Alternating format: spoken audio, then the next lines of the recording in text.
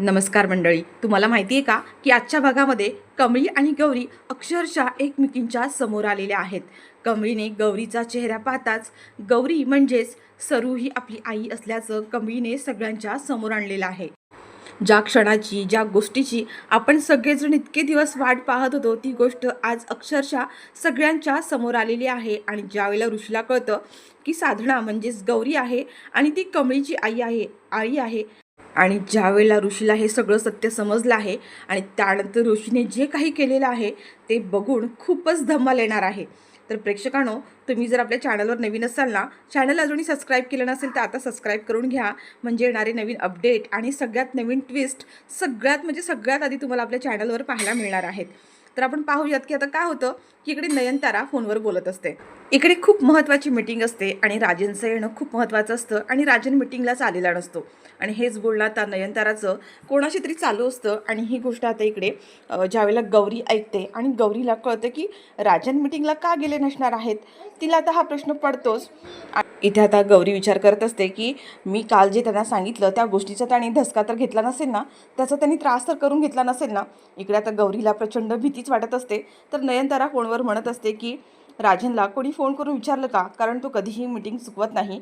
आणि आज असं कसं होऊ शकतं की इतकी महत्त्वाची आणि इम्पॉर्टंट मीटिंग आहे आणि तरीसुद्धा राजन मीटिंगला आला नाही आहे. तुम्ही एक काम करा, त्यांना फोन करून विचारा की ते मीटिंगला का आले नाही आहेत. तर इकडे गौरीला आता तिची खूप चलबिचल झालेली असते, ती खूप अस्वस्थ झालेली असते.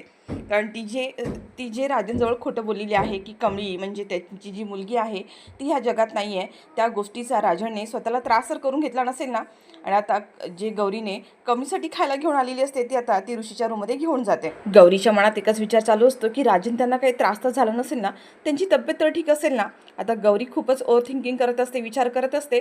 आणि त्याच वेळेला ती आता येते ऋषीच्या रूममध्ये येते. त्याच वेळेला कमळीचं लक्षसुद्धा अभ्यासामध्ये लागत नसतं. त्याच वेळेला आता इथे ऋषी म्हणतो की काय झालं कमळी, तुझा अभ्यासामध्ये लक्ष लागत नाही आहे, कसला विचार करतेस. आता कमळीला ऋषी म्हणत असतो की अजून काही प्रॉब्लेम आहे का. कमळी म्हणते की नाही, राजन काकांचा विचार करते. ऋषी म्हणतो राजन काका. त्यावर कमळी म्हणते की हां म्हणजे सर ते बाबांचाच विचार करत होते. त्यावर ऋषी म्हणतो की हो, राजन काकाबद्दल मला कळलं की तो काल ड्रिंक करून आला होता. ही गोष्ट माझ्या कानावर आलीच आहे. त्यावर आता कमळी म्हणत असते की हो, त्याने ना स्वतःला अखंड दारूमध्ये स्वतःला बुडवून घेतलेलं आहे. खूप ड्रिंक करतात ते आणि स्वतःची अवस्था खूपच वाईट करून घेतली आहे. आता ऋषी म्हणत असते की हो, ही गोष्ट मला कळाली, पण एवढं एवढं ड्रिंक का करतायत ते.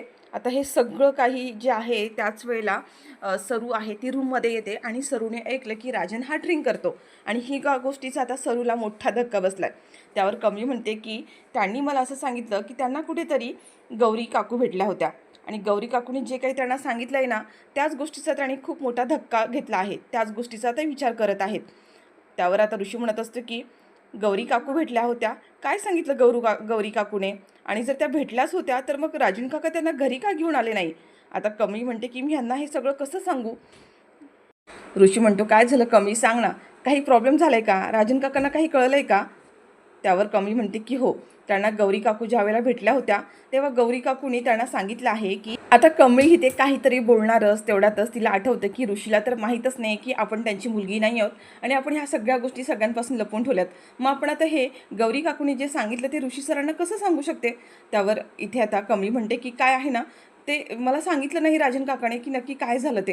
पण गौरी काकूने अशी काहीतरी गोष्ट सांगितली की त्यांच्या जीवाला लागलेली आहे आणि म्हणूनच त्यांनी भरपूर दारू पिली होती. अगदी अक्षरशः शेजारची लोक त्यांना उचलून घरी घेऊन आले होते. आणि जेव्हा आता हे सगळं काही गौरीच्या म्हणजे साधनाच्या कानावर पडतं आणि तिला मोठा धक्का बसतो. त्यावर ऋषी म्हणतो की काय इतकं राजन काका ड्रिंक करतोय का. आणि त्याच वेळेला आता गौरीच्या हातामध्ये जो असलेला ट्रे आहे ज्याच्यामध्ये तिने कमीला खायला आणलं होतं तो सगळा ट्रे खाली पडतो. आणि गौरी आता लगेचच दत्तकते आणि म्हणते की काय. आता इथे गौरी मनातल्या मनात म्हणत असते की अरे देवा, ह्यानी आता दारू प्यायला सुद्धा सुरुवात केली आणि हे समजा माझ्यामुळे झालं. आणि हे सगळं जेव्हा आता तिच्या हातातून ट्रे पडतो तेव्हा तिचं लक्ष आता कमळीचं आणि ऋषीचं लक्ष साधनाकडे म्हणजे गौरीकडे जातं. आणि ते लोक धावतच येतात आणि म्हणतात की साधना काकू काय झालं, काय झालं साधना काकू. आता इथे गौरी प्रचंड घाबरलेली असते आणि कमळी आता लगेच साधनाच्या समोर येते आणि म्हणते की साधना काकू हो काय झालं, हा ट्रे कसा खाली पडला. आणि ज्या वेळेला साधनाच्या चेहऱ्याकडे आता ही आपली कमळी पाहते आणि त्याच वेळेला कमळीला खूप मोठा धक्का बसला आहे. कारण तिच्यासमोर जी साधना म्हणून जी उभी असते ती दुसरी तिसरी कोणी नाही तर स्वतःची आई सरोज आहे. आणि तिला बघताच कमळी लगेच म्हणते की आहे आहे तू इथं. आता कमळीला एवढा मोठा धक्का बसलेला असतो की तो धक्का पचवतच नसतो. तर साधनाला म्हणजेच गौरीला सुद्धा आता खूप मोठी भीती वाटत असते की आत्ता आपलं खरं रूप कमळीच्या समोर आलेलं आहे. कमळीला समजलं आहे की आपणच आहोत साधना म्हणजे तिची आई ते, आणि आपण इतके दिवस तिच्यापासून ह्या सगळ्या गोष्टी लपवून ठेवल्या. आता ही गोष्ट जेव्हा ऋषीला कळते की साधनाला म्हणजेच जी गौरी आहे तिला कमळी ओळखते. ऋषी म्हणतो की तुम्ही ओळखता एकमेकींना म्हणजे, आणि कमळी तू तिला आई का म्हणतेस, काय आहे हे सगळं. त्याच वेळेला आता इथे साधना म्हणजेच गौरी आता कमळीच्या जवळ जाते. कमळीच्या चेहऱ्यावरून हात फिरवते आणि म्हणते की कमळी बाळा कशी आहेस, इतके दिवस माझ्या जवळ होतीस तरी मी तुला तुझ्या जवळच येऊ शकले नाही. पण आता इथे कमळी म्हणत असते की पण आहे तू इतकी दिवस झाले माझ्यापासून ही गोष्ट लपवून का ठेवलीस, काय झालं होतं, तू का माझ्यापासून हे सगळं लपवून ठेवलंस, आणि तू साधना म्हणून का इथे राहतेस, साधना म्हणून तुझी ओळख का दाखवली आहेस. आता इथे कमळीला गौरी म्हणत असते की मी तुला समज काही सांगते. इतके दिवस जी गोष्ट मी आत्तापर्यंत तुझ्यापासून लपवून ठेवली होती ती मला आता तुझ्यासमोर आणावीच लागणार आहे. आणि त्याच वेळेला आता साधना म्हणजेच गौरी झालेला सगळा प्रकार जो आहे तो इथे सांगत असते. आणि त्याच वेळेला मागून आता इकडे नयनतारा आलेली असते.